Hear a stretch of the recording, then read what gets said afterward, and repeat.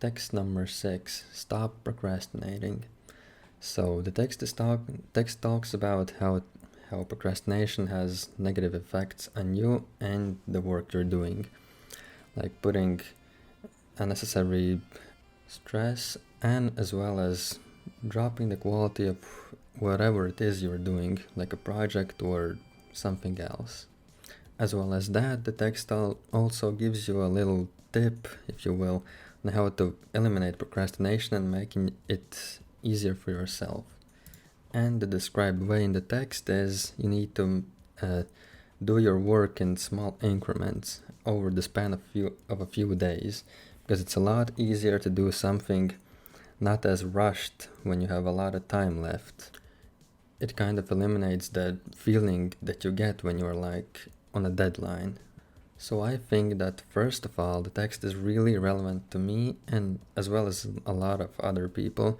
And I think the text is more or less true in everything it says, because this topic is really, as I said, it's really relevant to me, and I know how it feels to be procrastinating and kind of putting everything off to the last day.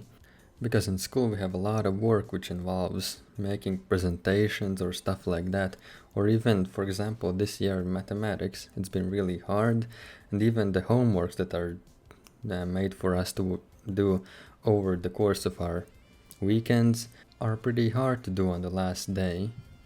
And so it's really important to manage your time and plan how you're gonna do things, to not put them off for the last, essentially, minute, when almost sort of like a panic phase kicks in and you're just stuck there trying to figure out what to do. As well as leaving a mark on your work, the procrastination process kind of drills into your brain and affects how you think, and overall makes your life over the long run quite a bit harder.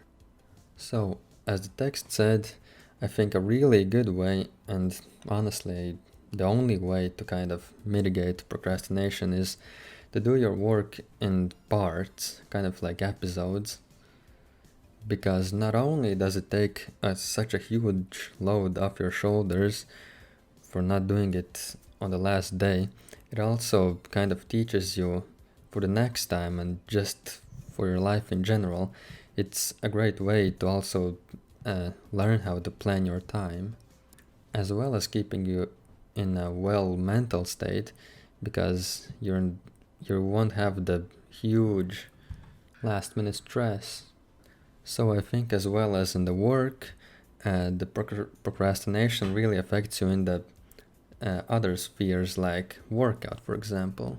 It is really easy to postpone, for example, your morning jog to another day, and so on. And even though you're doing it for yourself, as I said, procrastination affects almost every part of our lives, just because, well, that's another thing you kind of have to do. And that makes me believe that, well, if you want to really eliminate procrastination, you have to be a really grown-up person, but not like in a age kind of manner, but in a mental state. It takes a person with a really big willpower to kind of force them to do what they have to do.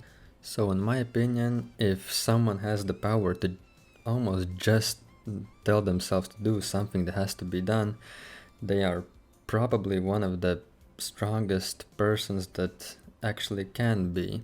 Well, in a mental way, that is. So yeah, this is kind of it from me, and thank you for your attention.